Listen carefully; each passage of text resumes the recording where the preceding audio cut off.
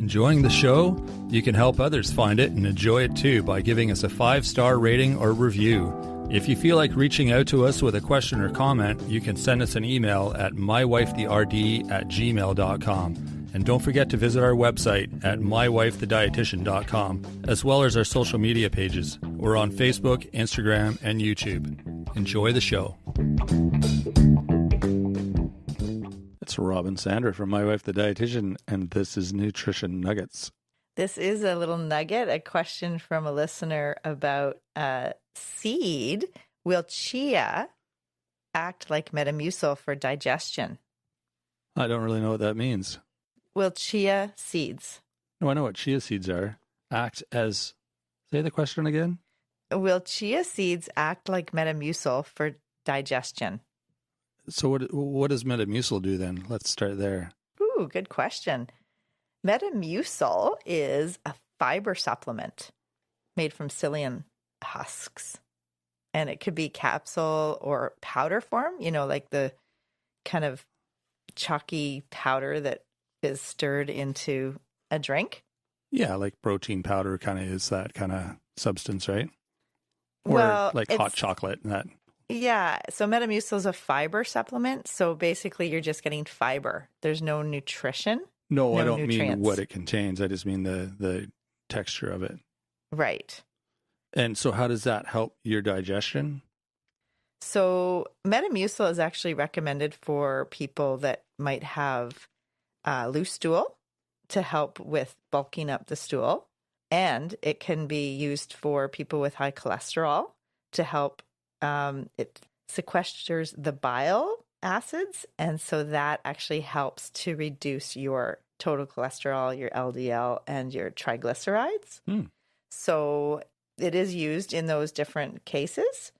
And for digestion, in this case, can chia seeds act like Metamucil for digestion? And absolutely, it's actually, I think, a better thing to use than Metamucil. So it bulks? Is that kind of what it would do then? Yeah, it bulks it and adds... gels, it expands. Yeah, okay. It helps. I gotcha. Okay. It's like, you know, when you put chia in water and it bulks up and it forms like a pudding? Mm-hmm.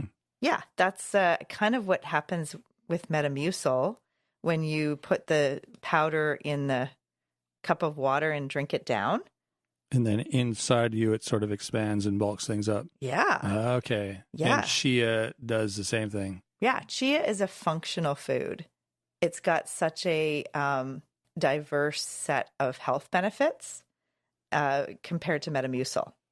So Metamucil is pretty standard. Like a lot of people that I've worked with, their doctor has said, oh, you should take Metamucil every day because they're having either issues with their bowels, so they could be constipated and they need the bulk of the Metamucil to help to have a soft, easy to pass stool, or they might have like IBS-D, which is the diarrhea, like the loose stool. Okay. So they need to bulk up their stool to have an easy to pass soft stool that is not diarrhea, like not liquid. Mm-hmm. So the Metamucil helps with that, but also people take it to help with their cholesterol levels.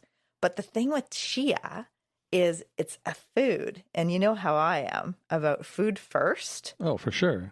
And we know that like the supplement industry is $175 billion.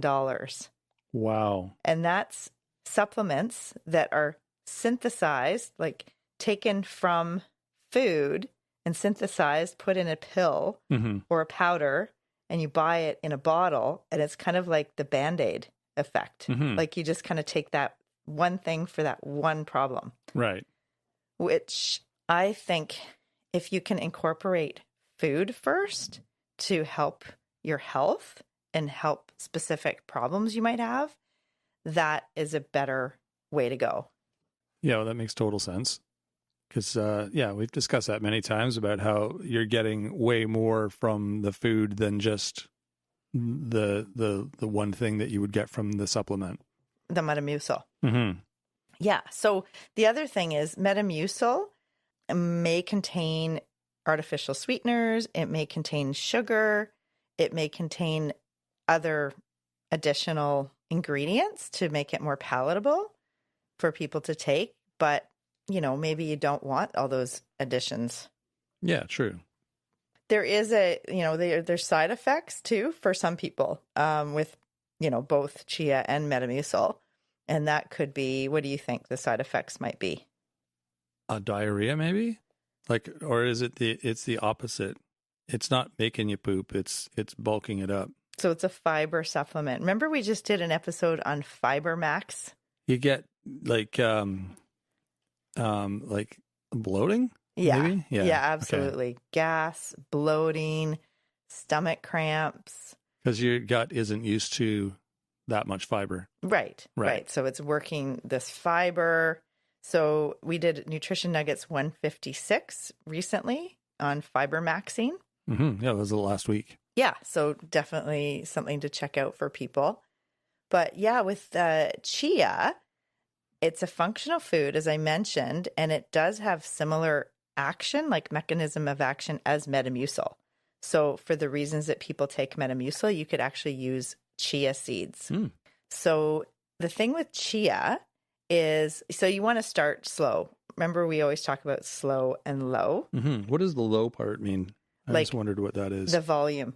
Oh, okay. So a little bit at a time. Yes. Gotcha. Yes. Yeah. So I would say if you've never tried them, never used them, maybe start with 1 teaspoon per day. Yeah. Okay. And how do you consume that? I was going to get to that. I figured you were. But I think I want to stay on track for why it's a functional food first. Okay. All right. Okay. What do you think chia has? What do you know about it? Because we did an episode on Nutrition Nuggets 126, Flax, Hemp, and Chia. What are the benefits or something? We compared them all. But do you remember just thinking of those seeds, like the functional foods, they're kind of like superpower foods. Well, most seeds and nuts have healthy fats, don't they? Yes. Like really good healthy fats. Omega-3 plant fat. So it's an ALA, similar to walnuts. Right, okay. So it is an omega-3. So if someone is vegan and does not have any fish in their diet, they could get the source of omega-3 through the plant-based ALA from chia seeds or from walnuts. Right, okay. And you'd probably want both. But that's really good it's an anti-inflammatory. It's good for your heart and brain. What's another reason or benefit of chia, do you think? Is there protein in it? Yeah. Okay. Yeah, it's a plant-based protein.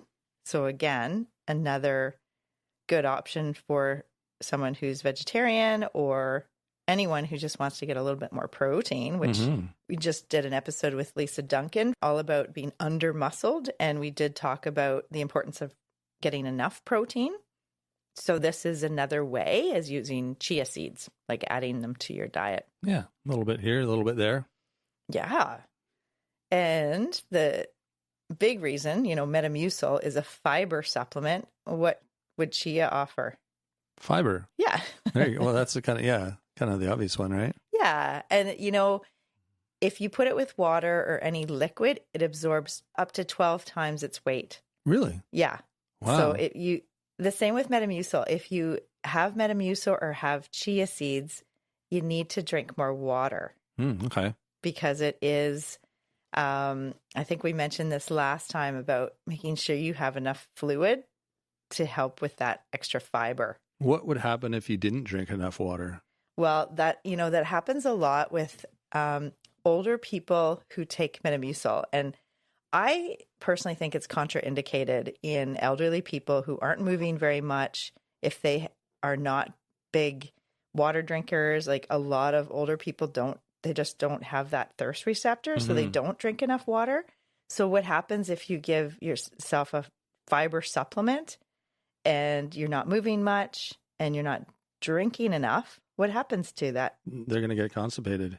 Yeah. Remember, it turns to cement. Talked about that. Remember the pancakes, the cement? Not literally. Don't frighten people. I'm just saying, like, we have talked about this many No, times. I know. It's a metaphor though, right? A metaphor where you're like mixing the cement with water, and if there's not enough water, it turns to cement. Or you said pancake mix. Yeah. You'd have really thick. It's not wet enough to do what it needs to do. That's right. So you need to drink enough fluid. It's really important. So it's got the omega-3, it's got the protein, it's got the fiber and minerals. It's really good for bone health, bone density. Vitamin D, calcium. Yes. Calcium, really? Yeah. Okay. Yeah, it's a really good source of calcium. It has magnesium. Is that specifically chia seeds? Chia seeds. That are calcium? Okay. Interesting. Phosphorus and iron. Oh, wow. So if someone has anemia, it's another way to get a little bit more iron in the diet. So will chia act like Metamucil for digestion? Yes, absolutely. So chia helps with digestion. I mentioned it helps with bone health because it's a source of calcium. It actually is a natural GLP-1. Oh, is that right? Yeah. So it helps you feel full longer. Okay, I see. So there's actually a classic study by Dr. Vladimir Vuksan, published in the European Journal of Clinical Nutrition, showed that high doses of chia decreased appetite 60 minutes, 90 minutes, and 120 minutes after eating. It also decreased the usual rise in blood sugar that follows a meal rich in carbohydrates. Oh, really? Yeah. So this decrease in blood sugar after the meal may also explain the improvement in blood pressure, coagulation, and inflammation levels. So this is really cool to think that this functional food, chia seed, that you can get in your local grocery store can actually have an impact on your weight, because if you feel full, you probably won't have to eat right away, right? And it actually lowers blood sugar levels right after the meal, as that study showed. Right. It actually helps with blood pressure. Oh, that's cool. Lowers blood pressure, and it also helps to lower cholesterol. So it's shown to lower your total cholesterol, triglycerides, and your the LDL cholesterol, plus improve your healthy cholesterol, HDL. Wow, that's awesome. And it also reduces your inflammatory markers, the C-reactive protein. All in those little black seeds that get stuck in your teeth. Well, that's the thing. I mean, okay, let's talk about how you can use them. Okay. So people think you have to soak them or you have to grind them. But no, you don't. You can just like throw them in. Because I actually grind hemp, which not hemp, flax seeds, which you have to grind. Yep. I throw chia and flax in the little grinder together. Yeah. And just grind it all up and throw it on my cereal every day. Awesome. You're going to get the beneficial effects, but you're going to get the protein, you're going to get the omega-3s, you're going to get the calcium, magnesium, phosphorus, and iron, and the fiber. So that's awesome. The way Metamucil works is it gels and bulks and it expands. Right. And so if you make chia into a pudding, like soak the seeds, like maybe overnight. If you put like 3 tablespoons of chia in a cup of milk or a plant-based alternative, and then refrigerate overnight, then you can add fruit and nuts or granola to that in the morning, and you have like a great breakfast, like chia, or even you can put oats in that too. Right. Overnight oats with chia. So you don't have to use one or the other. You don't have to use just chia or just oats. You can use like chia pudding. It can be just another tool in the toolbox in terms of a healthy meal option, right? Yeah, exactly. And so with my ground chia, I'm not getting there's something I'm not getting because it's already ground and I'm not allowing it to bulk up, right?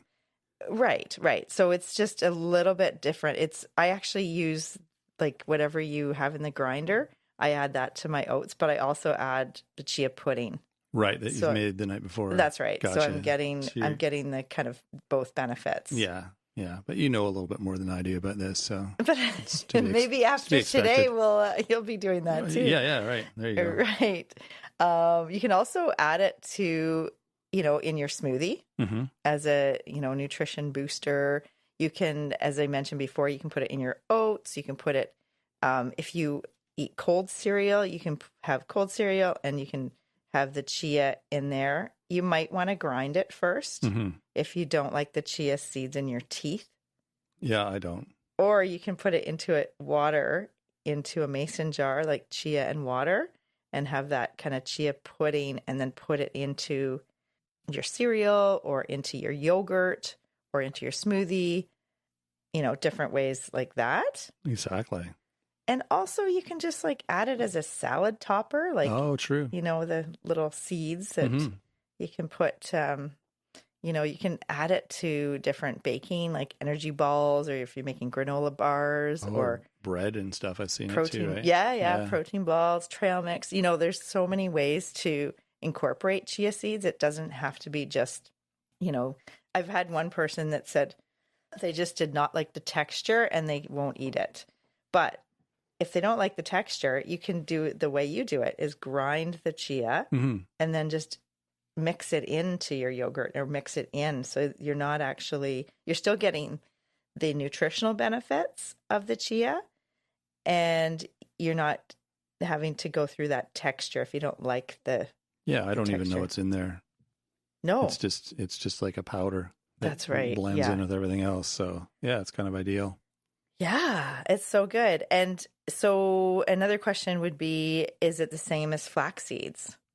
The same, does it give you the same benefits, you mean? They're a little bit different. And I really recommend people to listen to the episode we did on the comparison of flax and chia and hemp hearts. Yeah, because they did have different properties. Yeah. Nutritional properties. Exactly. Yeah, chia and flax are cousins, but they're not twins. Oh, interesting. That's a good way to put it. Yeah. So they are similar, but not exactly the same. So yeah, hopefully that gives you an idea of using chia instead of Metamucil to keep yourself regular, help your blood sugar control, help your cholesterol, help your satiation. It is a GLP-1, a natural food that can help with that. And yeah, blood pressure, lower inflammatory markers. So it's anti-inflammatory. It's an antioxidant. It's got some anti-cancer properties because of the different polyphenols in it. There's cholerogenic acid, which is also in coffee and fruit, and it's good for heart health. And there's quercetin, and we've heard of quercetin. It's an antioxidant. That's in chia seeds. People ask if it's safe to eat daily. Absolutely. It's just, you have to get used to it. So, small amount. Slow and low. That's right. And drink more water. And is it the same as the chia pets? I was going to ask that. Yes. I thought so. It is. That's funny. Except you're eating it. It's growing grass in your belly instead of on the counter. No. It doesn't grow grass. There's going to be grass and cement down there. These people are going to be like, what the heck? What the heck are we eating? There you go. So is that all you got?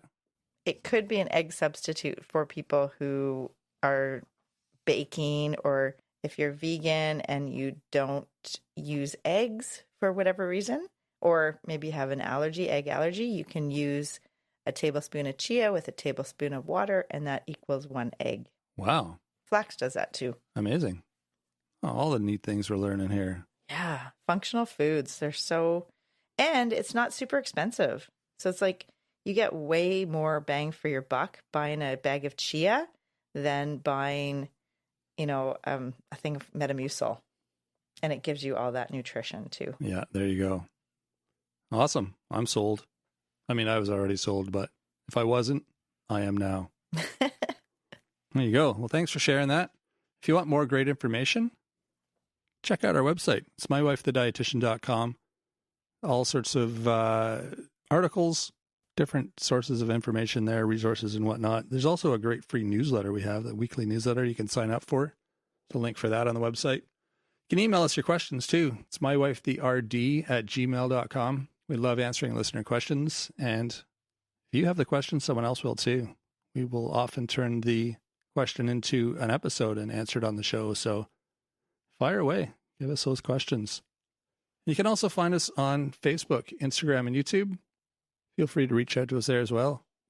And if you're liking the show, let us know. We love hearing your feedback, your questions, your comments, your ideas, anything. It's all helpful, and we love hearing it all. And if you like the show, I bet your friends would too. So be sure to share with them. So that is it for this week, for this episode. We will be back next Tuesday with another great episode. So until then, have a fantastic week. Thanks for joining us today on My Wife the Dietitian. If you like what you heard, don't be shy. Leave us a comment or review, and be sure to share our podcast with your friends.